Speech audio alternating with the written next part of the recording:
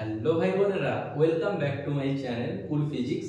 তো দেখো, আজকে আমরা পড়বো সেটা হলো বার্নৌলির উপপাদ্যের যে ব্যাখ্যা, অর্থাৎ তার যে গাণিতিক রূপটা, তার সম্বন্ধে আমরা বিস্তারিত আজ পড়বো। ঠিক আছে, তো দেখো বার্নৌলির উপপাদ্য।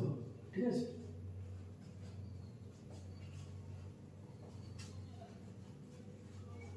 ব্যাখ্যা। ঠিক আছে, দেখো ফার্স্টে আমরা ছবিটা এঁকে নেব। তো দেখো এই অংশে আমরা একটা নির্দেশ তল আঁকছি ফার্স্টে। ঠিক আছে, নির্দেশ তল। ঠিক আছে, তাহলে দেখো এই নির্দেশ তল আঁকলাম।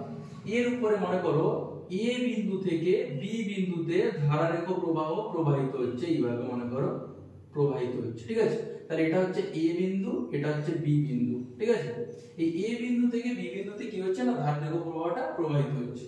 এবার দেখো এই নির্দেশ তন্ত্র থেকে এই এ পয়েন্টের উচ্চতা মনে করো h1, আর এই নির্দেশ তন্ত্র থেকে বি পয়েন্টের উচ্চতা মনে করো h2। ঠিক আছে, এবারে দেখো এই এ বিন্দুতে বায়ুর যে চাপ অর্থাৎ প্রেসার P1 এবং ভলিউম এই অংশের আয়তন হচ্ছে V1। ঠিক আছে, সেই একই ভাবে বি অংশে দেখো প্রেসার বা চাপ হচ্ছে P2 এবং আয়তন হচ্ছে দেখো V2। ঠিক আছে, তাহলে দেখো এবারে আমরা এই গাণিতিক রূপটা ব্যাখ্যা করব। দেখো ভালো করে, এবারে দেখো এ বিন্দুতে, ভালো করে দেখো না কি লিখছি না, এ বিন্দুতে কত দিয়ে লেখো, এ বিন্দুতে মোট শক্তি, অর্থাৎ আমি মোট শক্তি কেন বের করছি, কারণ এই পার্টিকুলার এ বিন্দুতে আমাদের কি বের করতে হবে না, মোট শক্তি মানে এখানে চাপ শক্তি, স্থিতি শক্তি এবং গতি শক্তি, তার যে মিলিত যোগফল অর্থাৎ মোট শক্তি, সেটা আমাকে বের করতে হবে। ঠিক আছে, তাহলে আমি কি বলছি না, এ বিন্দুতে মোট শক্তি সমান কি হবে না, চাপ শক্তি প্লাস হচ্ছে স্থিতি শক্তি প্লাস হচ্ছে গতি শক্তি, তাদের মিলিত যোগফল। ঠিক আছে, তাহলে দেখো এই এ বিন্দুতে চাপ শক্তি কি হবে না, চাপ কত আছে না P1 এবং ভর হচ্ছে মনে করো m এবং তাদের ডেনসিটি অর্থাৎ ঘনত্ব হচ্ছে d। ঠিক আছে, এবং স্থিতি শক্তি কি হবে না, স্থিতি শক্তি আমরা জানি যে স্থিতি শক্তির গাণিতিক রূপ কি হয় না mgh।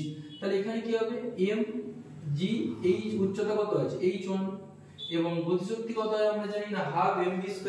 তাহলে এখানে হবে দেখো হাফ mv1², যেহেতু ভলিউম কত আছে v1। ঠিক আছে, তাহলে এ বিন্দুতে আমরা মোট শক্তিটা পেলাম। তাহলে একই ভাবে আমরা কি করব, দেখো বি বিন্দুতে মোট শক্তি বের করব।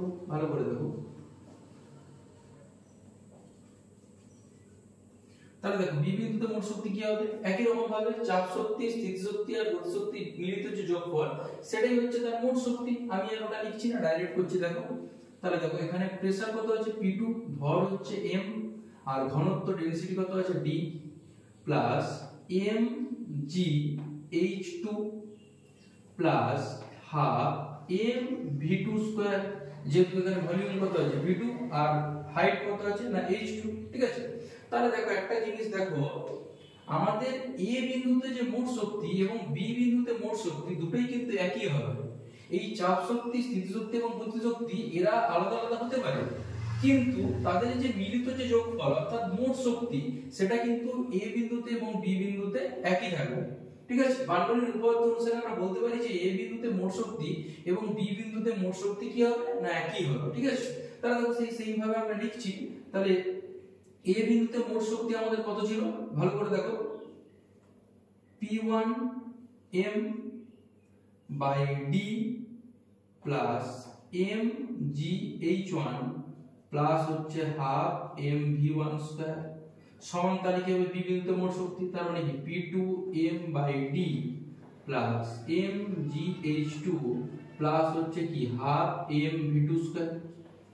তাহলে দেখো এই উভয় পক্ষ থেকে আমরা যদি m কে কমন নিয়ে বাদ দিয়ে দিই, তাহলে পরের লাইনে কি আসবে তোমরা একটু ভালো করে দেখো। তাহলে দেখো P1d plus gh1 plus half v1² equals to P2d plus gh2 plus half v2²।